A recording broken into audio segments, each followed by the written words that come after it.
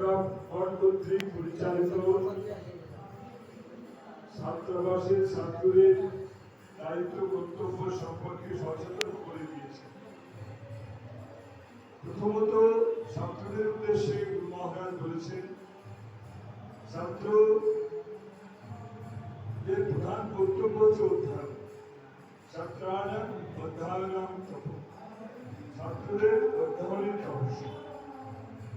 এ প্রসঙ্গে তিনি প্রথমে বলেছেন, दैनिक 10 घंटे लिखाई पढ़ाई करना चाहिए। लिखाई पढ़ाई करने का साथ साथ चरित्र गठन करना, चरित्र गठन नहीं होने से कोई भी ज्ञान किया जाता है। दैनिक कमपक्षे 10 घंटे পড়াশোনার পাশাপাশি চরিত্র গঠন, চরিত্র গঠন যদি না হয় কোনো লাভই হয়। এটা গেল ছাত্রদের প্রধান কর্তব্য। পরবর্তী যারা আশ্রমবাসী আপনারা মধ্যে অবস্থান করেন, তাদের কর্তব্য পড়াশোনার পাশাপাশি আশ্রম অধ্যক্ষের আদেশ নির্দেশ উপদেশ মেনে চলা, বিশেষ করে দায়িত্ব কর্তব্য পালন। এটা প্রতিটি আশ্রমে হয়ে থাকে। বিশেষ করে বড় বড় উৎসবের সময় ছাত্ররাই আমাদের সবচেয়ে বড় শক্তি। ছাত্রদেরকে দায়িত্ব কর্তব্য বিভাগ করে দেওয়া হয় এবং ছাত্ররা সে দায়িত্ব কর্তব্য যথাযথ পালন করে।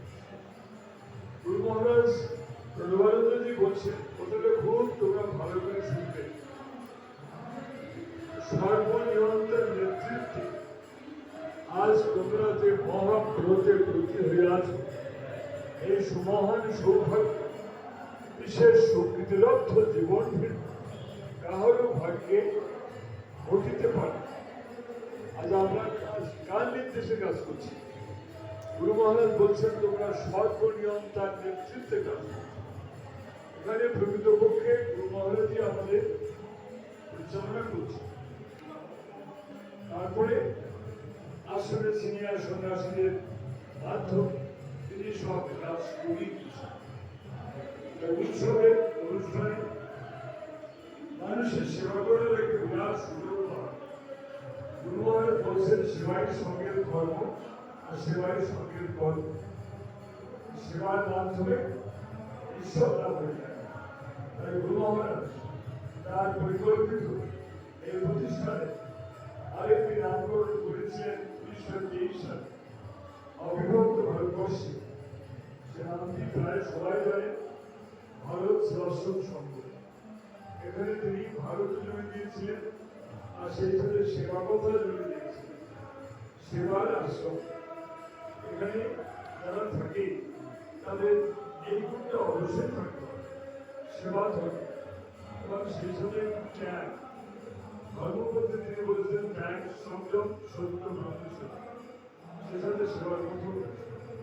এদের বড় একটা অনুষ্ঠানে আশ্রমে অবস্থানরত ছাত্রদের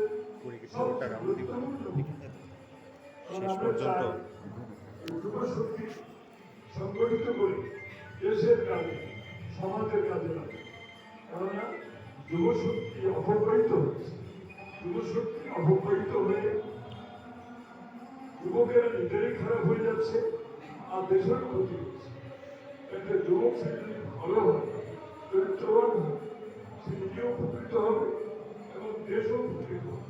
তাই প্রণবমঠের প্রাণ পুরুষ প্রণবানন্দজি আমাদের পরমারাধ্য গুরু মহারাজ মাত্র 7টা যুবক শ্রেণীকে পছন্দ করেছিলেন এই প্রণবমঠের প্রতিষ্ঠাকালে।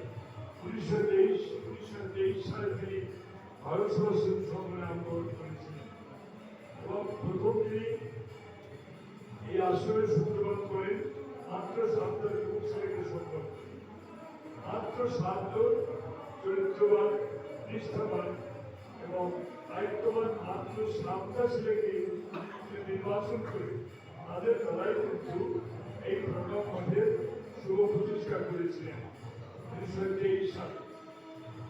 100 বছরের মধ্যে সেই প্রতিষ্ঠান সারা পৃথিবীতে ছড়িয়ে পড়ল। কিভাবে সম্ভব হল?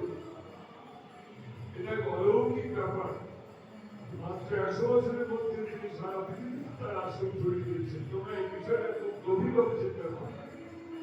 আমরা যদি শ্রীকৃষ্ণের রামচন্দ্রের ইতিহাস পড়ি, যে শ্রীলঙ্কা এবং ভারতের মধ্যে যে রাম সেতু হয়েছিল, কোনো কোনো বিজ্ঞানীদের মতে তার 30,000 বছর আগে। শ্রীকৃষ্ণের জন্মাষ্টমীর বিষয়ে আমরা বলি, কোনো কোনো পত্রিকার মধ্যে 5,251তম জন্মাষ্টমী অলরেডি হয়ে গেছে। আর গুরু মহারাজ সেদিনের কথা, এবারে ঢাকা মঠে 130তম জন্মাষ্টমী, এবং এর মধ্যে আমরা সংবাদ পেয়েছি অন্তত দলিতপাড়ি গ্রামে কয়েক বছর আগে দেখেছিলাম একটা লোক, তিনি কুমারকে দেখেছেন, এখন বেঁচে আছেন কিনা জানি না, এবং এখনো শুনেছি শান্তিদের মধ্যে একজন বেঁচে আছে। গুরু মহারাজ প্রণবানন্দকে দেখেছেন সম্মুখে। তোমরা এই সময়সীমাটা চিন্তা করবে যে গত অল্প সময়ের মধ্যে প্রণবানন্দজি তার আশ্রমকে সারা বিশ্বে তিনি কত বড় শক্তি নিয়ে এসেছেন। তিনি বলেছেন, আমি সহস্র গুণ শক্তি তোমরা তার নেতৃত্বে কাজ করছো, এটা তোমাদের বড় সৌভাগ্য। তাহলে তিনি আবার সম্মুখে বারবার উচ্চারণ করে আমাদেরকে দায়িত্ব কর্তব্য বিষয়ে বলেছেন, তোমরা নিজেদের দায়িত্ব কর্তব্য পালন করো।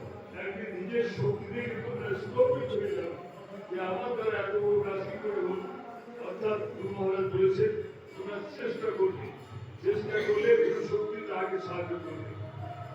এজন্যই যারা তোমরা প্রণব মঠে অবস্থান করছো, গুরু মহারাজ প্রণবানন্দজির যে মহান আদর্শ যদি নিজের জীবনে একটি প্রতিফলন ঘটাও, তোমরা ধন্য হয়ে যাবে।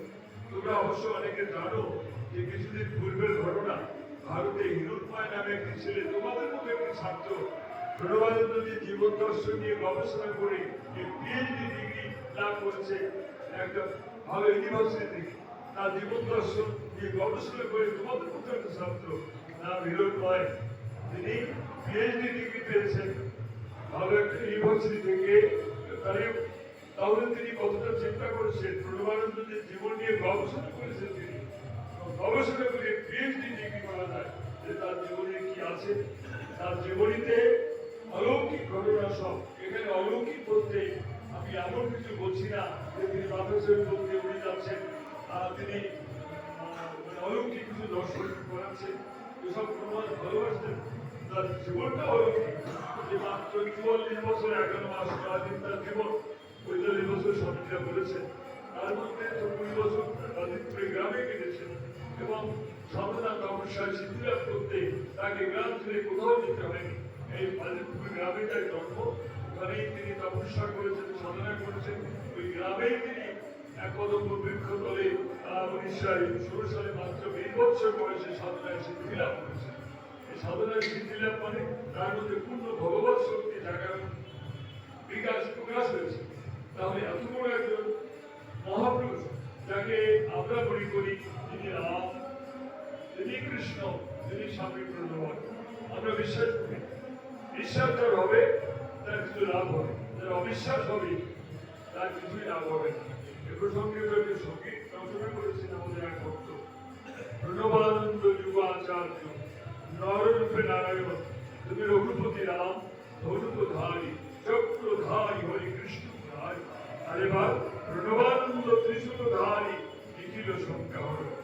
তিনি রাম রূপে এসেছিলেন তার ধনুর্বাণ নিয়ে, তিনি আবার কৃষ্ণ তার অস্ত্র ছিল সুদর্শন, আর এবার প্রণবানন্দের অস্ত্র ত্রিশূল, একই কথা।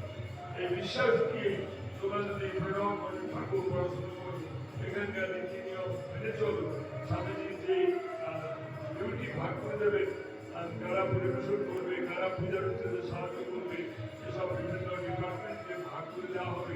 সেই দায়িত্ব পালনের মধ্য দিয়ে হবে ধর্ম পালন, এবং দায়িত্ব পালনের মধ্য দিয়ে তোমরা শ্রীগুরু ভগবানের অভয় আশীর্বাদ লাভ করে ধন্য হবে।